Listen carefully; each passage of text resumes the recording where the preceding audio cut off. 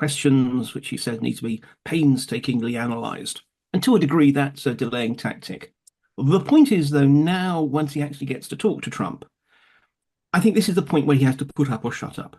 Either he's going to have to accept the ceasefire, maybe with some additional clauses and deals thrown in, or else if he continues to hesitate, if he continues to say, well, here are 7 more points we need to address or whatever, then essentially he's signaling that actually he's not interested, but that he doesn't dare to actually turn around to Donald Trump and say no.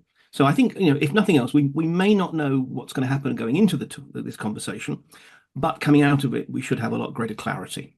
Anything can be achieved when you are authoritarian leaders, whether we're talking about Trump or Putin. It would mean Putin basically having to just basically set aside a lot of his concerns, because there's a lot of nuts and bolts about the ceasefire. Who gets to monitor it? Exactly where do you draw the line? Trump, again, I don't think really is on top of all the detail, the minutiae. That's not really his thing.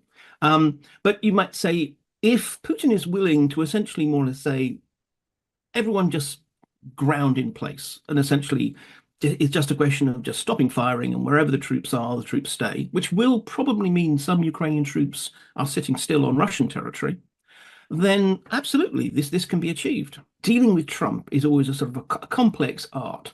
And I know that going into the previous phone conversation between Putin and Trump, there were some people within the presidential administration in Moscow who were worried that Putin would actually overplay his hand and possibly alienate Trump. As it was, he seemed to have played it pitch perfect.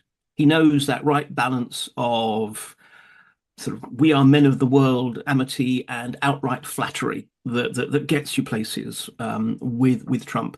So it's a question of whether basically he can repeat that particular triumph, because what he tends to do is exactly he flatters Trump and he more or less frames